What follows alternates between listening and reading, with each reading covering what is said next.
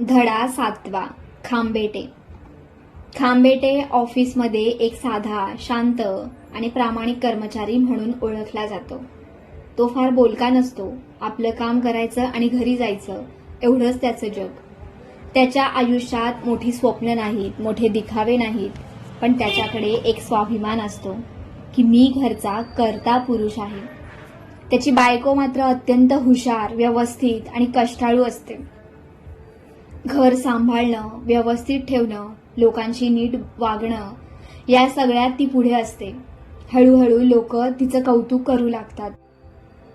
ऑफिसमधील सहकारी जेव्हा त्याच्या घरी येतात तेव्हा सगळ्यांच्या तोंडून एकच वाक्य निघतं, वा, वहिनींनी घर किती छान सांभाळलंय, खूप व्यवस्थित आहे, घराला खूप सुंदर रूप दिलंय.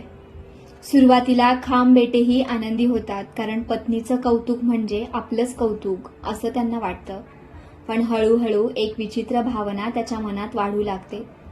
लोक घराचं कौतुक करतात, बायकोचं कौतुक करतात, पण कुणी त्यांचं नाव घेत नाही.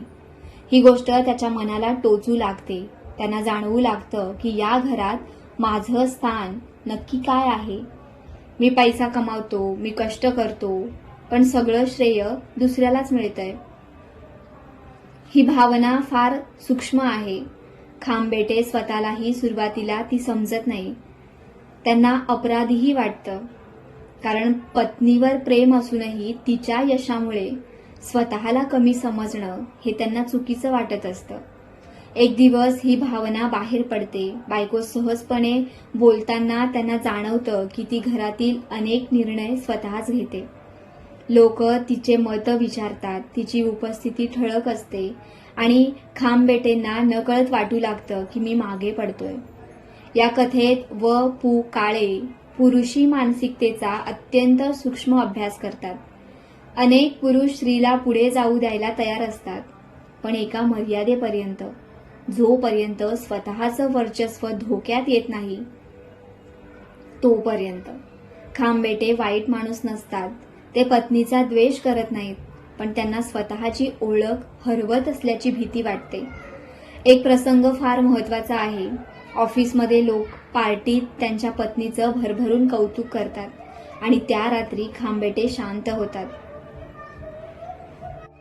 बाहेरून काही बोलत नाहीत, पण आतून अस्वस्थ होतात. त्यांची पत्नी हे ओळखते. ती त्यांना विचारते की तुम्हाला काय झालंय. सुरुवातीला ते टाळाटाळ करतात, पण शेवटी भावना बाहेर पडतातच. त्यांना वाटत असतं की त्यांच्या अस्तित्वाकडे दुर्लक्ष होतंय. पत्नीचं उत्तर फार मोठं असतं. ती सांगते की आपण दोघांनी मिळून घर उभं केलंय. ती स्वतःचं कौतुक भांडवल म्हणून वापरत नसते. तिच्यासाठी संसार म्हणजे भागीदारी असते. पण खांबेटे अजूनही स्पर्धेच्या दृष्टीने विचार करत असतात.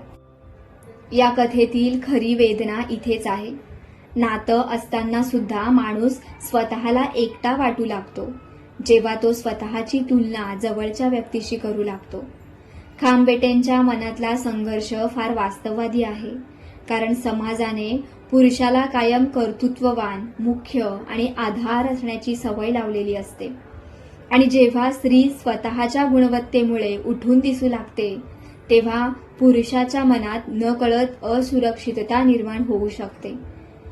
व पु काळे इथे कुणालाही दोष देत नाहीत, ना खांबेटेंना ना त्यांच्या पत्नीला. हे फक्त मानवी मनाचं वास्तव दाखवतात. या प्रकरणाचा शेवट अत्यंत शांत पण विचार करायला लावणारा आहे. खांबेटेंना जाणवतं की समस्या पत्नीच्या यशात नाही, तर स्वतःच्या अहंकारात आहे. प्रेमामध्ये स्पर्धा आली की नातं हळूहळू तुटू लागतं. खांबेटे ही कथा म्हणजे संसारातल्या ह्या अदृश्य संघर्षाची कथा आहे, जिथे दोन माणसं एकमेकांवर प्रेम करत असतात, पण तरीही स्वतःचं अस्तित्व हरवण्याची भीती त्यांना आतून कुरतडत असते. धडा 8वा. श्रीधर.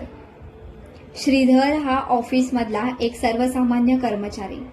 नियमित ऑफिसला येणारा, वेळेवर काम करणारा, शांत, साधा आणि फारसा लक्षात न राहणारा.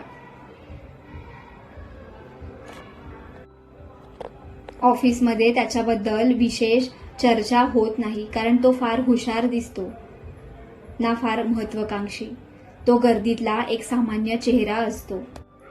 पण लेखक हळूहळू त्याच्या मनाचा दरवाजा उघडतात आणि तिथे एक वेगळं जग दिसू लागतं. श्रीधर प्रत्यक्ष आयुष्यात जितका साधा असतो तितकाच कल्पनांच्या जगात मोठा असतो. त्याच्या मनात सतत वेगवेगळे स्वप्न चालू असतात. कधी तो स्वतःला मोठा अधिकारी समजतो, कधी प्रसिद्ध लेखक, तर कधी श्रीमंत माणूस. तो कल्पनांमध्ये स्वतःचं वेगळं आयुष्य जगत असतो, कारण वास्तवात त्याचं आयुष्य खूपच मर्यादित असतं.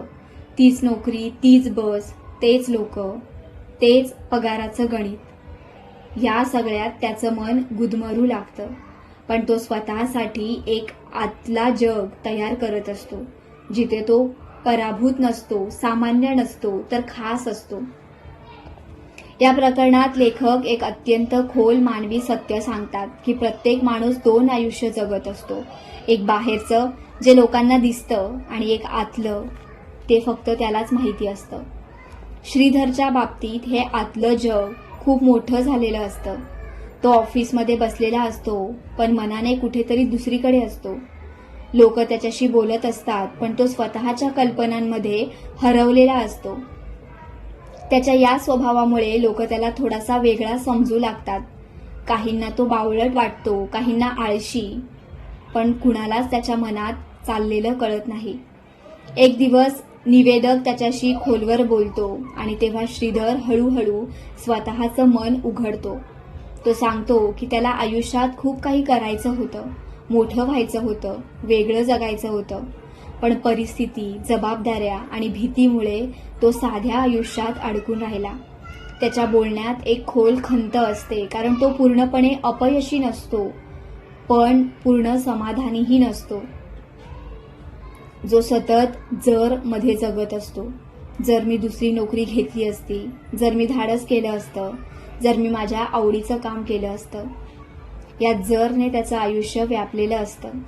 या कथेतील सर्वात हळवी गोष्ट म्हणजे श्रीधर वास्तवापासून पळत नाही, पण तो त्याला पूर्णपणे स्वीकारूही शकत नाही. म्हणून तो कल्पनांमध्ये स्वतःचं अपूर्ण आयुष्य पूर्ण करण्याचा प्रयत्न करत राहतो. लेखक इथे मध्यमवर्गीय माणसाच्या एका फार मोठ्या दुःखाला स्पर्श करतात की स्वप्न मरत नाही, ती फक्त आत दडून बसतात. श्रीधरचं आयुष्य वरून स्थिर दिसतं, पण आतून तो सतत स्वतःशीच संवाद करत असतो. हेच आयुष्य आहे का? मी खरंच आनंदी आहे का? मी स्वतःला हरवून बसलोय का? या प्रकरणात कोणतीही मोठी घटना नाही, मोठा संघर्ष नाही, पण तरीही कथा मनाला भिडते, कारण श्रीधर प्रत्येकामध्ये कुठेतरी असतो. प्रत्येकाच्या मनात एक सुंदर आयुष्य असतंच, जे तो प्रत्यक्षात जगू शकत नाही. शेवटी लेखक अत्यंत शांतपणे दाखवतात की माणूस फक्त पैशासाठी किंवा जबाबदाऱ्यांसाठी जगत नाही. त्याला स्वतःचं अस्तित्व जाणवायला हवं असतं. स्वतःची स्वप्न जिवंत असल्याची जाणीव हवी असते. श्रीधर ही कथा म्हणजे त्या प्रत्येक सामान्य माणसाची कथा आहे, जो बाहेरून शांत दिसतो, पण आतून अजूनही स्वतःच्या अपूर्ण स्वप्नांशी बोलत असतो. धडा 9. सातवळेकर. सातवळेकर ऑफिसमध्ये अत्यंत प्रतिष्ठित माणूस म्हणून ओळखला जातो. नेहमी नीटनेटके कपडे, बोलण्यात वजन, वागण्यात शिस्त. लोक त्याच्याकडे आदराने पाहतात. त्याचं प्रत्येक वाक्य मोजून मापून असतं. ते स्वतःची प्रतिमा खूप जपतात. त्यांच्या आयुष्यातील सर्वात महत्त्वाची गोष्ट म्हणजे लोकांनी आपल्याबद्दल काय विचार करावा. त्यांच्या प्रत्येक निर्णयामागे हा विचार असतो. घर कसं दिसतं, मुलं कशी वागतात, बायको काय बोलते, आपण कुठे जातो, सगळं प्रतिष्ठेला शोभेल असंच असायला हवं. सुरुवातीला हे सगळं खूप प्रभावी वाटतं, पण लेखक हळूहळू त्या चमकदार आवरणामागचं रिकामेपण दाखवू लागतात.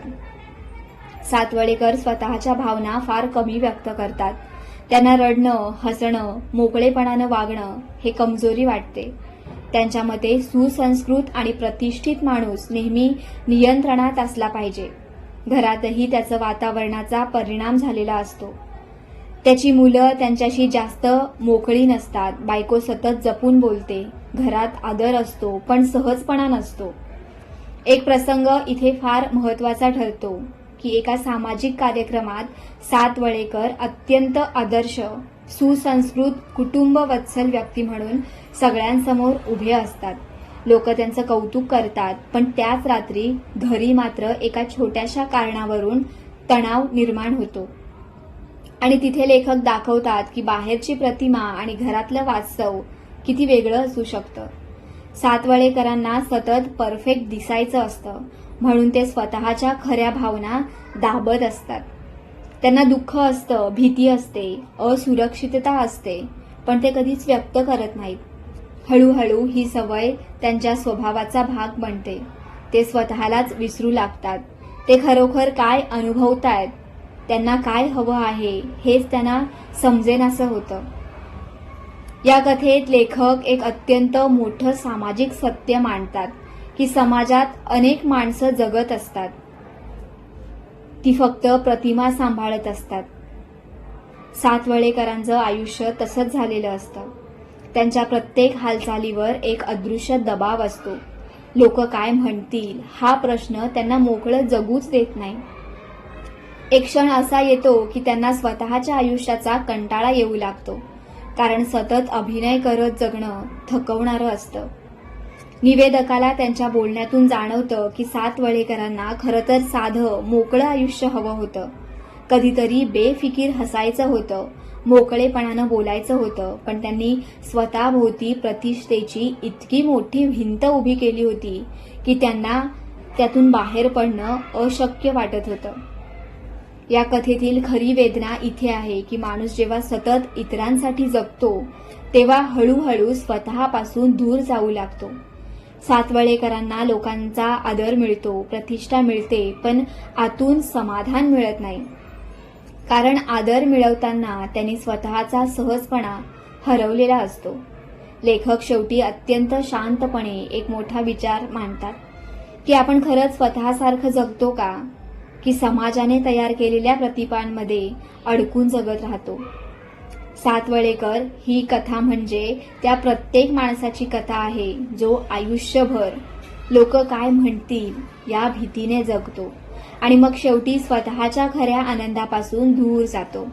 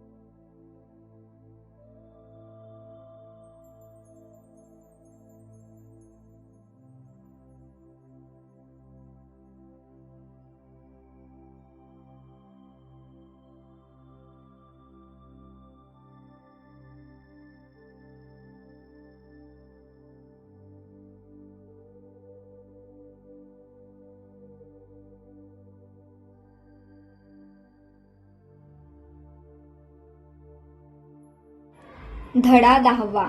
कल्पना. कल्पना ऑफिसमध्ये काम करणारी एक साधी, शांत, सुसंस्कृत स्त्री. ती फार बोलकी नसते ना फार उठून दिसणारी, पण तिच्यात एक सौम्यता असते.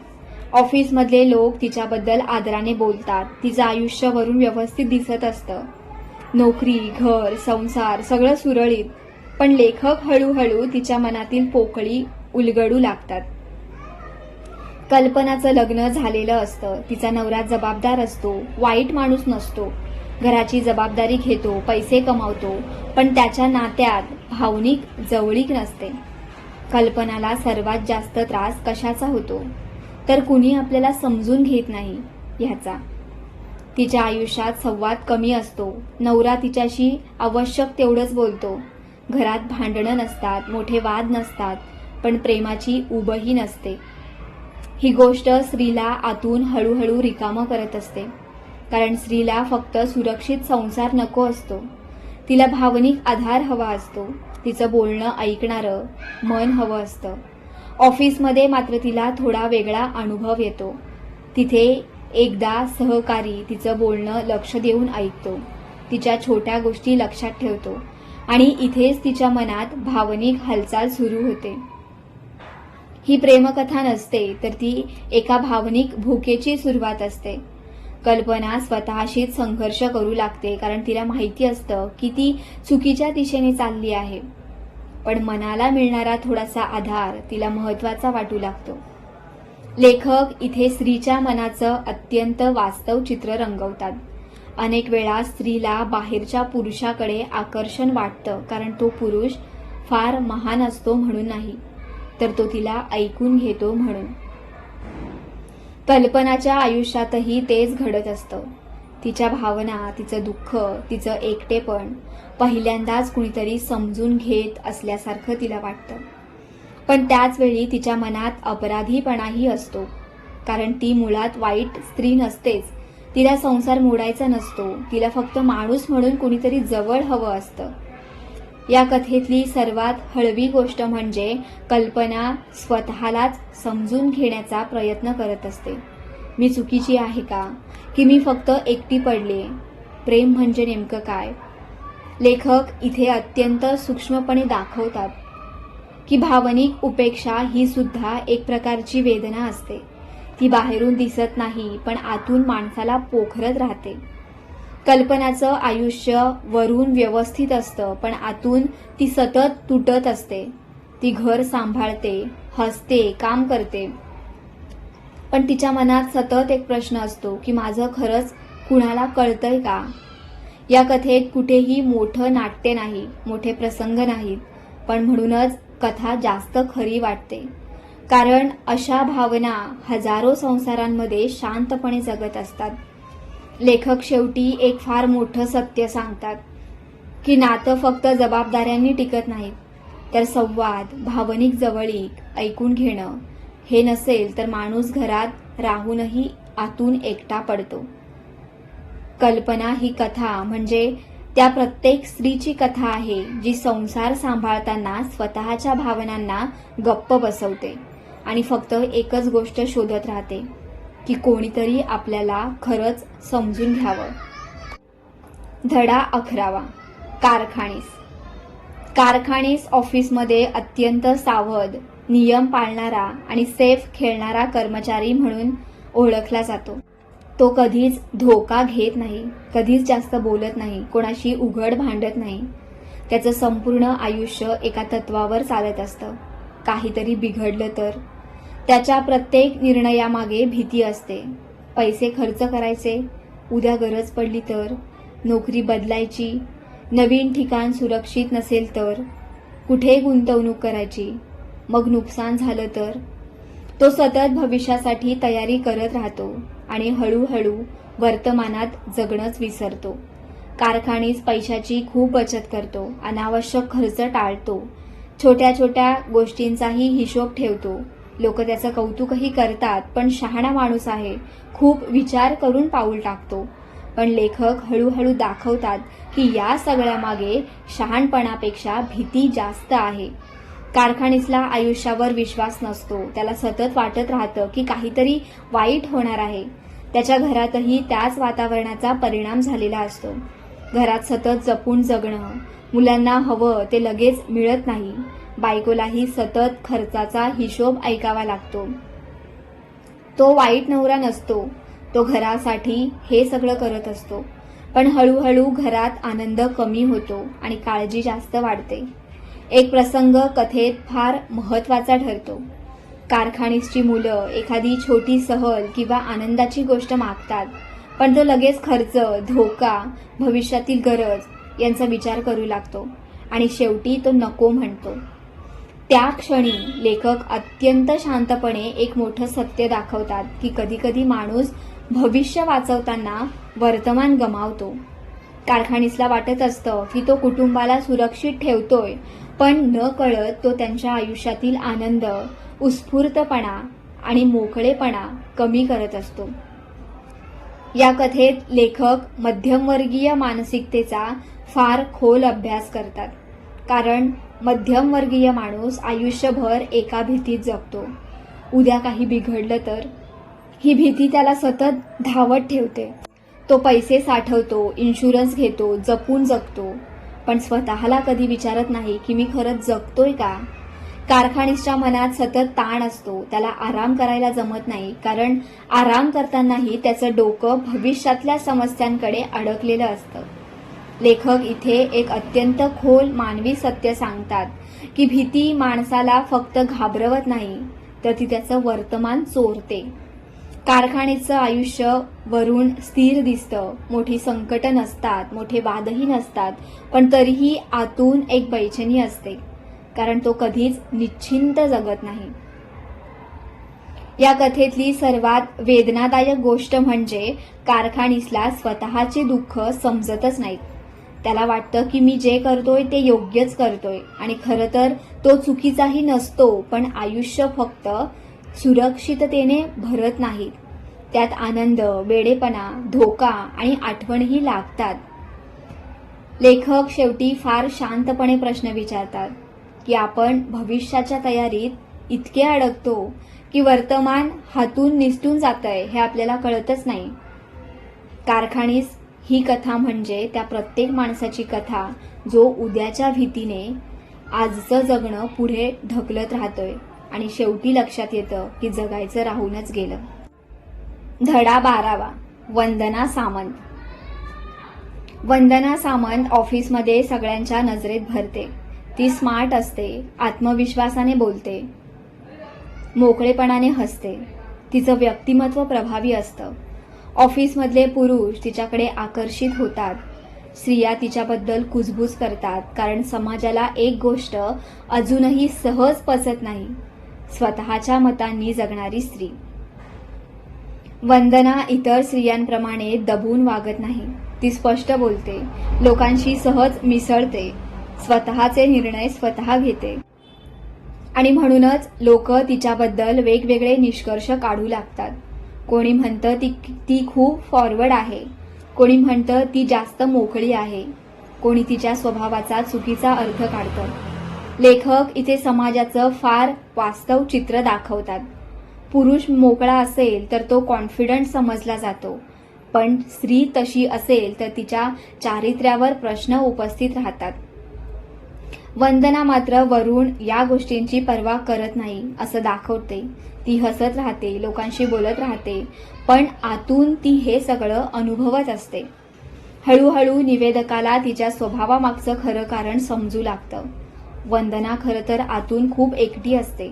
तिच्या आयुष्यात स्थैर्य नसतं. नात्यांमध्ये तिला वारंवार निराशा मिळालेली असते.